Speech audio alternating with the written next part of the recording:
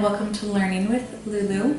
In this video we are going to do a very quick summary of chapter 13 in the Scarlet letter. It is a fairly short chapter, so this is probably going to be one of the shorter chapter summary videos for this book. Chapter 13, it has been 7 years since Pearl's birth. I do want to point out that 7 is a significant age in child development. According to child psychologists, I think it's Piaget, at around 7 years old is when a child starts to be able to understand duality, that two opposing ideas can exist at the same time, and they start to recognize nuances.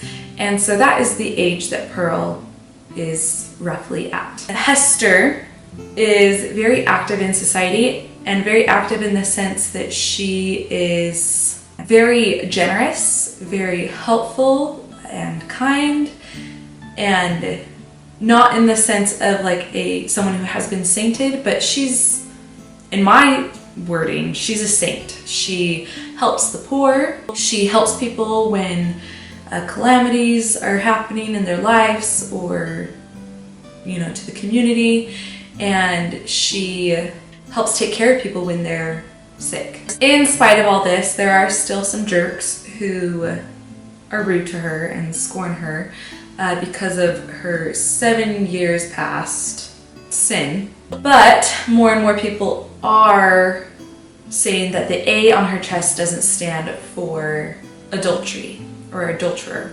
anymore. As I mentioned in a previous chapter, it's in this chapter where it actually says people are starting to say that the letter A on her chest stands for able instead of adultery. In this chapter, we also see how Hester is not the same woman that she was 7 years before. There are probably a variety of reasons that she has changed, and I would suggest that not only is it because of her punishment of having to wear the A and her learning from that, but also just the process of being a mother and raising a child. Especially, I can't even imagine raising a child on her own, having to fight for her right to raise her child. That certainly changed her from just kind of the softer, younger maiden that she was before, full of passion, and just the 7 year, again, also 7 years of time. Hopefully people change in that amount of time. And she's become more, perhaps almost worn down by some of the hardships of the past 7 years of raising a child on her own and being ostracized from society. But she is a very generous person.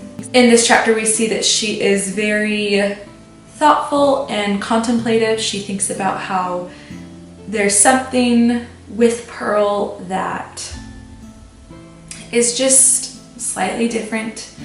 She thinks about her place in society as a female, which can be done at any point in human history, especially at her time, though, she's in the situation she is.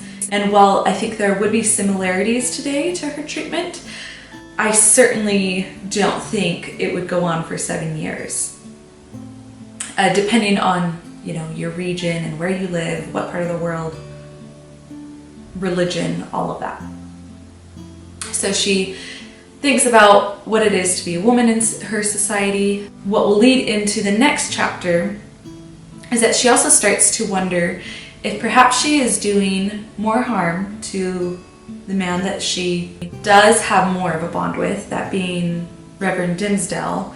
If she's doing more harm to his well-being, both spiritually, physically, all of that, by keeping Roger Chillingworth's actual identity, that being her first husband or her estranged husband, if she's actually doing Dimmesdale a lot more harm by keeping Chillingworth's identity a secret and sticking to that oath that she made Chillingworth all those years ago.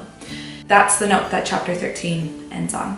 Is she's wondering if she should really just reveal to Dimmesdale who Chillingworth is, because Chillingworth is kind of become this fiend that's just tormenting him. And if he knew his identity, perhaps it would be better for Dimmesdale. That, knowing that his identity is that of Hester's husband and that he is kind of trying to exact revenge for being the other party in Hester's unfaithfulness. So there's chapter 13. I hope you find this video useful, and of course please make sure to support the channel in all the usual ways, and I hope to see you back around.